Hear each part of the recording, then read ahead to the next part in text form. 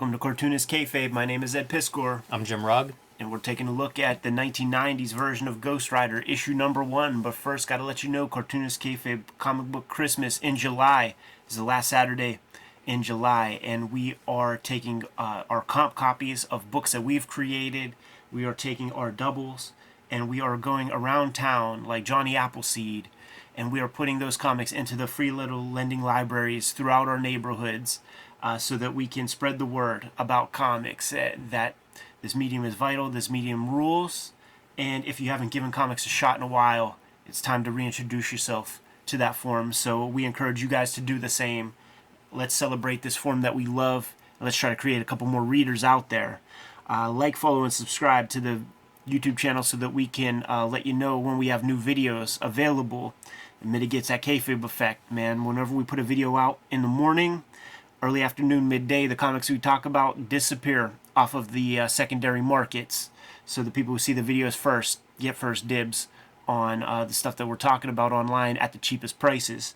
If you watch these vids to the very end, you are going to be able to help us increase our subscriber base by pushing the YouTube video content out to other comic book loving YouTube viewers, man. It gooses the algorithm to get us more popularity, more eyeballs on the channel, and it makes these videos possible to do on a continuing basis. Without further ado, we're taking a look at Ghost Rider number 1. Bought this thing off the stands on the strength of that cover, Jimmy. It's a great cover. And rereading it for the first time in maybe 30 years, I have a lot of thoughts about this thing, man. Let me give some context, because this is about whenever I start reading comics. Okay. And I had picked up Marvel Age, and they had like their preview. They were doing 6 new issues, one each month to start this year. That's right. Moon and Knight. It was Ghost Rider. I don't know. Was Moon Knight it? Ghost Rider, Moon Knight. Namor by John Byrne, New Warriors, which was kind of all new to me and I fell in love with, Guardians of the Galaxy, Jim Valentino, Spider-Man, McFarlane. Oh, okay. And I forget what the sixth one was. Maybe it was Moon Knight. But I was so psyched because it's like I'm a new reader and it's a bunch of number ones. I picked up all of them. Yeah. And this, I think, was a surprise hit for Marvel. You know, I'm not sure how popular it was in the 70s. Like, I mean, it got canceled eventually, so not their most popular book. And you know, you have Todd McFarlane's Spider-Man on one end setting records for sales. So what do they expect out of Ghost World? It's kind of, or Ghost World. What do they expect out of Ghost Rider? It's an atypical kind of hero at the time. And I think it boomed because like pretty soon you have Midnight Suns following, where now we've got 6 of these books. They gussied this up for the 90s. This is my introduction to the idea and concept of Ghost Rider. 1990, I'm 8 years old. When I'm going to the flea markets, I'm looking for G.I. Joes. I'm not looking for comics. What comics was for me was a cheap toy that I could get at the grocery store with mom. It was something I look forward to a lot. But if I'm going to Hills, I'm trying to get a new Thundercats action figure. Like, this stuff is reserved for like the grocery store, which is where I would accumulate this stuff, man. So what I'm saying is, when I'm at the flea market, I'm not looking for those old Ghost Rider comics. I'm not looking for any of that kind of shit. I don't know anything about it. Leather, chains, a really fucking cool bike, a skull with a flame, and a flaming wheel. I don't know how you can possibly make this cooler. Yes. And this spoke directly to me. Go pull out that She-Hulk real quick. You know, this number 1, maybe little Ed ain't fucking with that. You know, like I didn't have the Chitara figure until I stole it from somebody. It is a different book though. And you know, like all those ones I named that are number ones, they're dudes in spandex. This was different. Because we are nerds here at the Cartoonist Kayfabe channel and stuff, and you know I follow Uncle Todd Klein on Facebook. He actually recently posted this Ghost Rider logo and really extolled the virtues of the dry brush effect. And it was a mystery to him. And within the thread, it became agreed upon that a guy named Ken Lopez was the dude that created that logo. More thoughts in mind with this comic and rereading it at this time. As far as makers and creators go, when it comes to comics, I think of it in the same a generation of artists. I think of it in the same terms as the movie Style Wars about graffiti writers in New York. The established generation in graffiti is like a 4-year span. That is a generation of artists in graffiti, and I feel like that's close in comics. I feel like it may be 5 years. Like I don't necessarily even feel like your generation in a way. Like I think of like you guys are like the post Paul Pope, Farrell, Becky Cloonan, Thick Brush, and then there's like another thing that happens after. When it comes to fandom, just as a collector or fan of comics, I think the generation is the same as like father-son dynamic. And like your dad and my dad could have gotten Fantastic Four issue number 1 when they were reasonably young. Like my pops was in high school, nearly graduating or something, probably not fucking with comics, but he could have gotten it. And like our dad's generation, like they were crying about throwing away their Amazing Fantasy 15s and their Spider-Man 1s, and oh, my mom got rid of all my stuff when I went off to Vietnam or whatever. These were our number 1s, dude. And this is a reestablishment of like the Marvel method, like for the 90s. So the way that Howard Mackey lays this shit out in terms of the universe that he's creating, Danny Ketch, it's the Peter Parker formula in a certain way. Like with like sort of the struggles that he has. He's kind of a wuss. He doesn't help his sister. You know, you establish like all of that kind of stuff. It's almost 1 for 1. Worth noting the creative team here. Yes. Javier Salters and Mark Teixeira on inks. Teixeira will take over this book. He will. Art-wise. But you can still see his style here, and I think Salters' art looks good. Like this issue, there's a lot of good-looking stuff in this issue. They're very complementary. They are. They fit together well, and it's atypical of what was emerging in the early 90s was that, like, Scott Williams would be the guy, the alpha, you know, in terms of what the look, very polished, slick line. This book didn't have it, and it served this book well to have a more textured look. Absolutely, man. Shouts to maybe Bobby Chase for getting this team on the hand, because we are moving to the place where detailish Art Adams, Jim Lee style is the thing. And I guess, you know, things were being established at DC with like the Vertigo line, and it would be this atypical, non-house style, very organic, scratchy goth line. In some ways, I feel like this is their goth book. You know, that's an answer to the Vertigo stuff that was like fucking eating Marvel's lunch in terms of quality of content and stuff. So they got the perfect art team for this. Mike Heisler on lettering for this issue and maybe a couple other issues going forward. But the letterer becomes Janice Chang, and she establishes like the Ghost Rider speech bubbles, sort of into what they do become. And which, by the way, again a parallel with like a Sandman. Absolutely. At DC. I gotta show you something though, man. And she's the first letterer that I was able to ever like pull out. Like, the Janice Chang lettered this comic, because she would have like, it would be like little flare pen dabs at the end of all of her characters, little dot. And I hung out with her at New York Comic Con and sat with her. Like she sat with me for hours the one day, and then the next day she comes with this, man. That's super cool. Yeah. And, wow, that's a great piece. You see her lettering, dude, with like a little dips and dabs and stuff. And like, this is the box that Ghost Rider will be talking in the future. And that's what her hand style is, dude. Do you know what she lettered that with? Is that a speedball, like a C6 or something like that? Because they have that little rounded edge, which maybe would make those dots. I'm not sure. Like the rounded edge keeps a blunt letter form. You know what I'm saying? I do. So I don't think it's that. And I'm sure she told me, and I don't remember. But it's one of my prized possessions. Ready to jump? Go. Cartoonist Kayfabe is brought to you by the comics that Ed Piskor and I make. Red Room Trigger Warnings. The second season of Red Room, all self-contained stories, issues 1 to 4, now available in comic shops everywhere. Red Room, the Antisocial Network, the trade paperback collection of the first season of Red Room, now available in comic shops everywhere.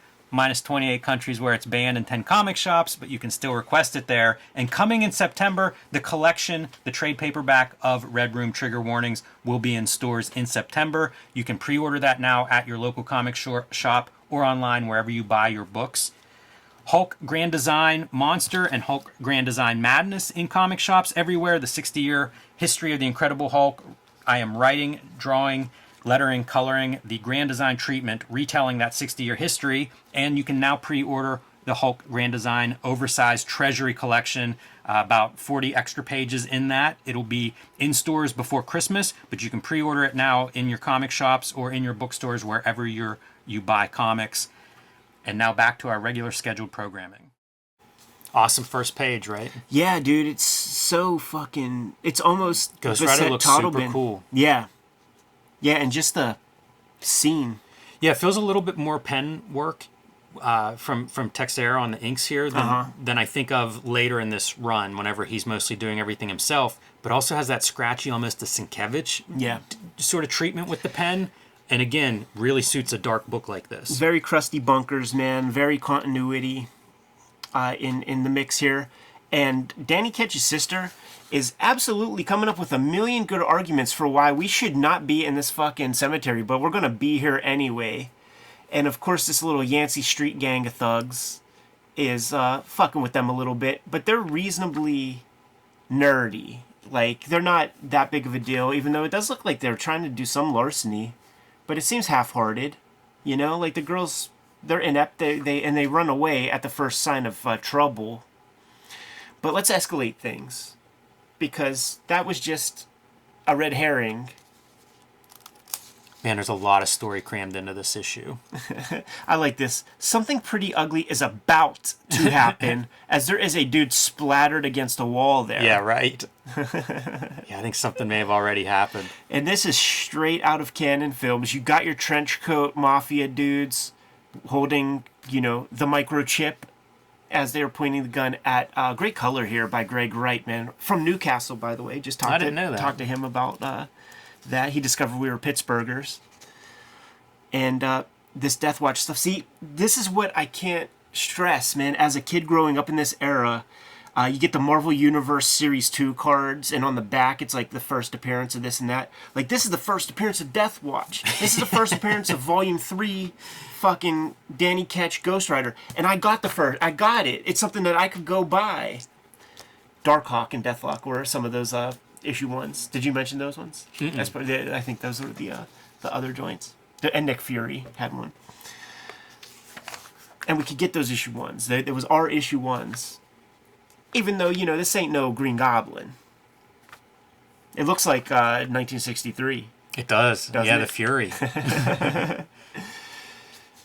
I feel like all the goth Marvel superheroes have the same power, which is to, like, make bad people penance, sad or whatever. That's right. They psychologically burn on the inside. Making them sad should be their superpower. Sister catches a bullet. Good use of silhouettes for doing a night scene. Yeah. They do a good job from the beginning of how do you do night, because so much of Ghost Rider is set at night. Absolutely, and the palette, the color palette really works. Wright established this kind of palette in Punisher with Jim Lee, and these are colors that you see following that you really don't see in other Marvel books, man. Also, you know what we're setting up is your main dude has a fire for a head, so we're going to see a lot of blues before we see the yellows and oranges of that flame. Really smart. This red feels really rich. Like, there's just, I don't see any blue dots, but he did something to get, that doesn't feel like the regular red. Maybe when you marry the regular red against these blues, it feels warmer or something. But great use of silhouettes again, really kind of drive home that nighttime scene. Yeah. In art school, they called this an analogous color composition, where you have all the various cool colors, but one warm. He just finds a motorcycle.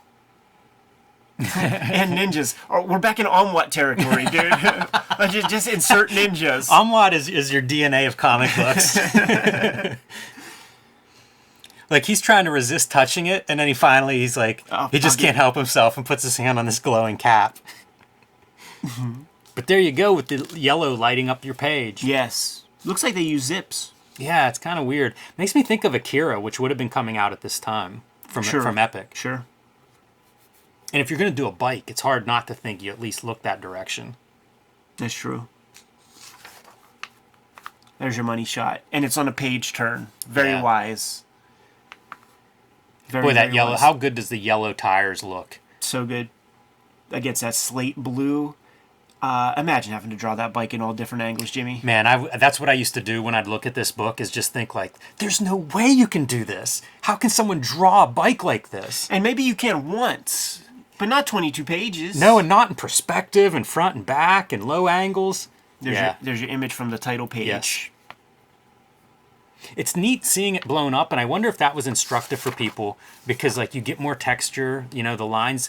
Because, again, like, you get to issue 6 or 8 of this series, and it looks a lot more like that front blown up image. Mm-hmm. A lot of these kind of, like, manga speed lines also in this issue. Yeah. Which, again, makes sense. How do you do speed on a bike? You feel a lot of continuity studios. Yeah. With this shading and feathering on that stuff. Very Dick Giordano. And this is pretty good. You get to Ghost Rider fairly quickly and get to see an action scene with him taking out ninjas with his chain, giving the penitent stare to some dudes. I mean, it's what I want in an issue 1, especially a superhero comic. Another one of those analogous color compositions, man, with that He looks so badass bright there. yellow. You know, doesn't look like your typical superhero figure. Much more lean. This feels full text, doesn't it? Yeah. Less Salteris.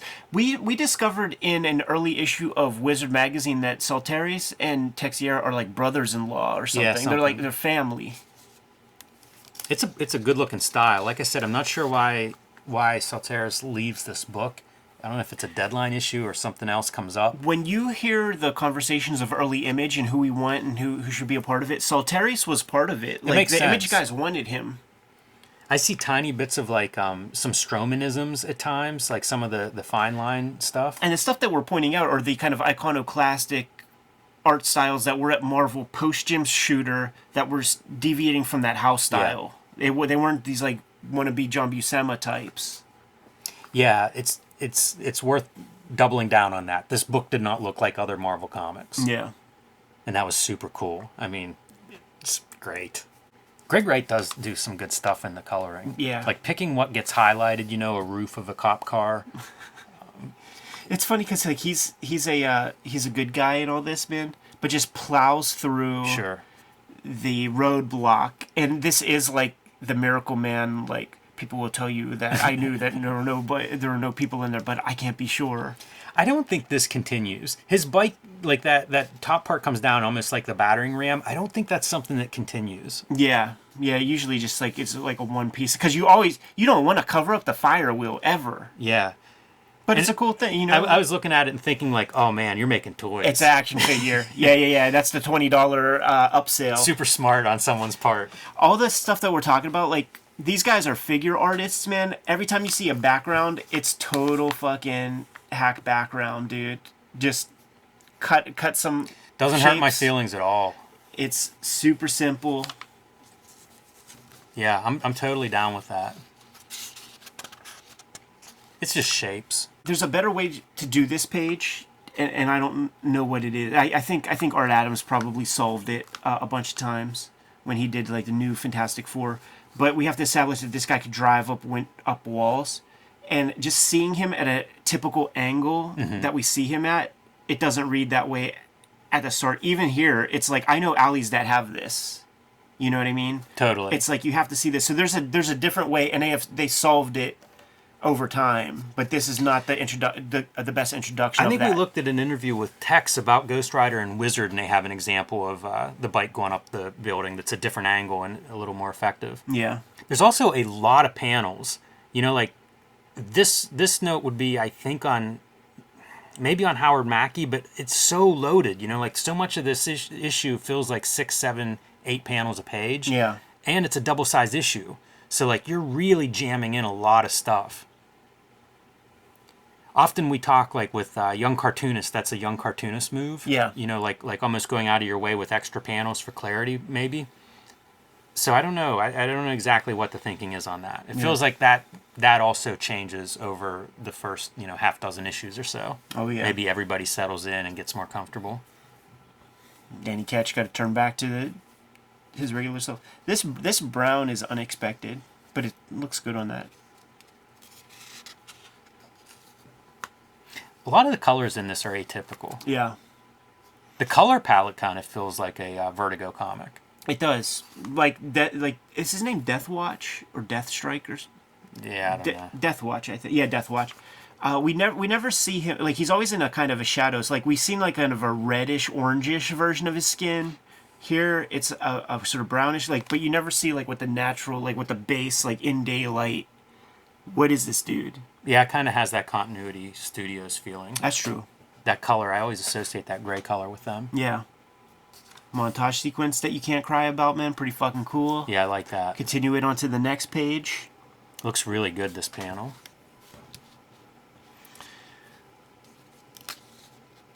Thank Carl, gentlemen. Thanks, Carl. Establishing your bad guy. Yeah, good news you got promoted, but if you mess up, you get to be this dude next. Kingpin appearance, and again, I see shades of Sienkiewicz in some of the line work. Oh, absolutely. Yeah, no doubt. It's establishing several levels of bad guy here. You know, to set up the series. Like, Kingpin's at the top, Death Watch is a step below, the Sister's fucked up. So you have like 4 or 5 different threads that you could pull on. Neil Gaiman talked about when he was doing Sandman, and it was a monthly comic, and that scared him. He called it throwing up softballs. Like, create some stuff so that in a pinch you could go back, focus on... I think of manga that way. Oh, like absolutely. the first couple chapters of manga is a lot of balls in the air. And Archie Goodwin's showing up. Yeah. Kingpin's right-hand man. These kids live in a crypt, man. So not only is Danny Ketch the Peter Parker of the 90s, but here's the Yancey Street gang of the 1990s, and they live in a fucking mausoleum. Yeah, they scored the... everybody wants that briefcase, and they are the ones that ended up with it. They're sure it's full of drugs or money, and it's neither. And it is that argument for why you never want to see inside the Pulp Fiction suitcase. That's right. Because who gives a fuck? Right. Very much more text than Celtares in this panel right there. Yep. You know, this is what the Same comic here. will become.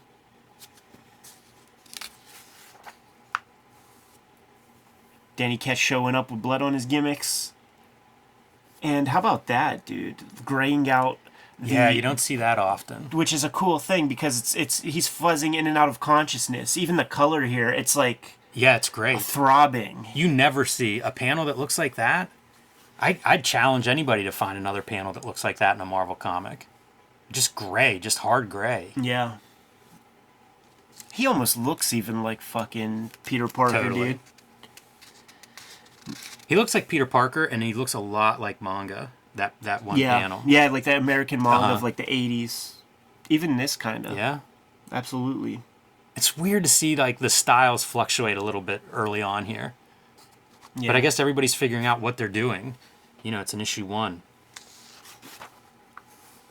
Now he's got to go cry to his sister. You know, replace her with Uncle Ben, and there you go. There's the formula. Great shot. Whole good page. Love the full moon. I'm not going to complain about that full moon, even though going to full moon zine. But it's really well done. A little bit of zipatone, screen tone clouds covering and just glowing on the side of the bike. Just looking through this issue real quick, I was like, holy fuck, I don't remember like Johnny Blaze like gets a little cameo or something. Yeah, I didn't remember that either. And it's not. Like, that's not Johnny Blaze. It's just one of Kingpin's bad guys or something. It looks like Johnny Blaze. Yeah, straight with the green glasses. Like, it would have been a great moment to have Johnny Blaze in there. Yeah, maybe don't want to bring him back too soon. Yeah. You know, he is going to show up probably within the first year. Then you got that Spirit of Vengeance comic, which some of the best Kubert brothers work that exists in comics is in those pages. It's almost like Spawn, right? Kinda. Yeah, somebody has that symbol. A little bit of New Japan Pro Wrestling logo, I think, too. 2 transformations in 1 issue, Jimmy. Nice. Well, it is double-sized. Yes. Wonder if this is something that's originally 2 issues, and then they decided to gang it up as a big oversized issue 1. Yeah, that's interesting to think about. Because there's a splash page. Yeah, totally. Boy, that's a good one, too. Yeah, it is. There's such a weight on the bike. That's what you got to nail. Yes. If you're going to do a good-looking bike or vehicle, car, anything, you got to get that weight. It's that back wheel drive, man. Like, that back wheel is gunning and pushing that bike up there. Yeah, and I bet this is coming from some sort of reference, and look how much they make it their own. Oh, yeah. Oh, yeah. Absolutely, man. Yeah. Whatever photo, like, whatever they started with the bones of, it does not stay that to the very end. It makes me think of Neil Adams. You know, like, that's a guy who pushed reference, but also make that reference your own. And they're making the reference their own with those buildings right there. Now we got a shootout between Death Watch guys, Kingpin guys, and Ghost Rider just showing up, fucking dudes up. See, I don't remember if this gimmick continues on where the links break up and become like throwing stars. I like that. It'd be hard to give that one up, but I don't remember that being a staple. That's fun too. You get a new book and the characters' powers are still a little bit being worked out. Right. This is funny. Yeah, it's kind of strange. Just a missile like bouncing off the skull.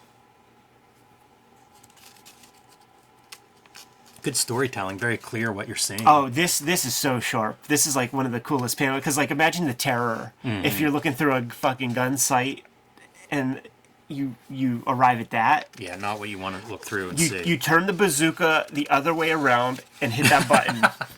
You hit that trigger before that thing gets to you. Yeah, it's no good.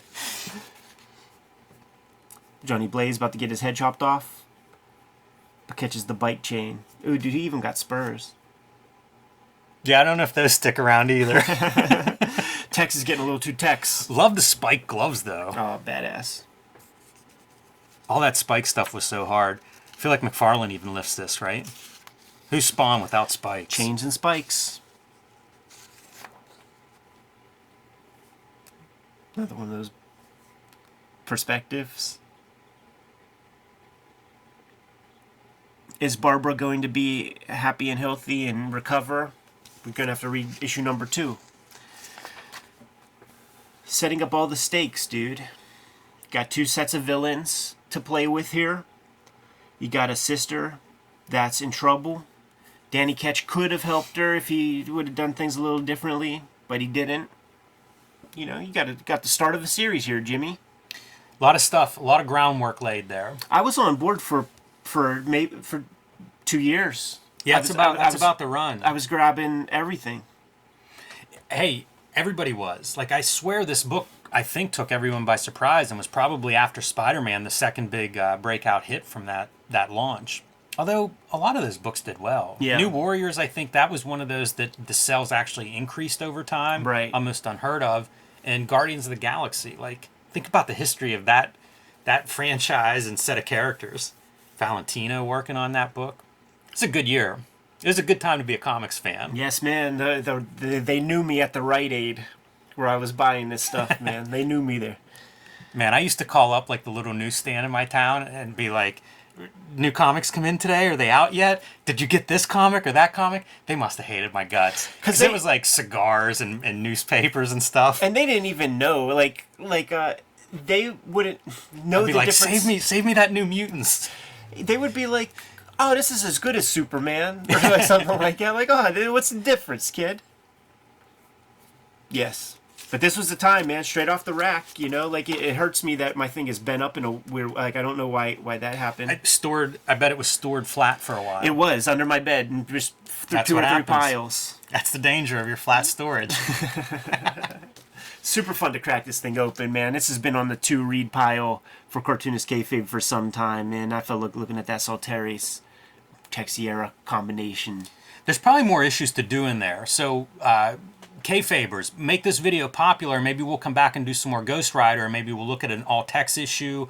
There's some good crossovers. There's quite a few issues out of that first couple years that would be fun to look at. I agree, man. You good to go? Yep. All right, Cartoonist Kayfabe Comic Book Christmas in July is going to be the last Saturday in July. Make sure you stuff your free little lending library in your neighborhood full of comics, be it comp copies that you have lying around if you're a maker, doubles that you have. We all have doubles, man. You go to those quarter bins, you can't not buy that other issue of Kirby's Eternals that you see in there.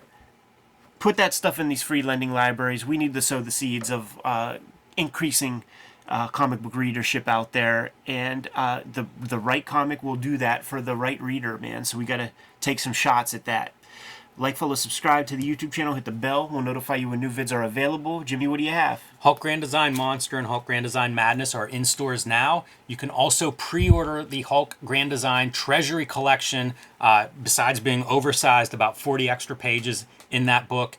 I'm so psyched for that thing to come out. I designed it on top of writing and drawing, coloring, all that stuff, and it's the best book I've made so far. So pre-order that in time for Christmas. Perfect Christmas gifts for you or your friend who reads comics. And join me on patreon.com/JimRugg. Red Room, the Antisocial Network trade paperback is in stores now. Thank you guys so much for supporting it in such a big way. Much appreciated, but I'm calling on you to support Red Room Trigger Warnings, the trade paperback that is going to be available in September. Murder on the Dark Web for Fun and Profit is the name of the game in Red Room Comics. They are live streaming murders and tortures for other people's enjoyments. You can read these comics on my Patreon for $3. The complete archive is up there, and I put up new strips every Tuesday. And to order or pre-order these comics, either hit up your comic shop, go to Amazon, or hit up the Linktree and order directly from Fantagraphics. What else do we have out there, Jimmy? Subscribe to the Cartoonist Kayfabe newsletter at the links below this video. You can also find Cartoonist Kayfabe t-shirts and merchandise at the links below this video. That's another great way to support the Cartoonist Kayfabe channel. Given those marching orders, we'll be on our way. Read more comics.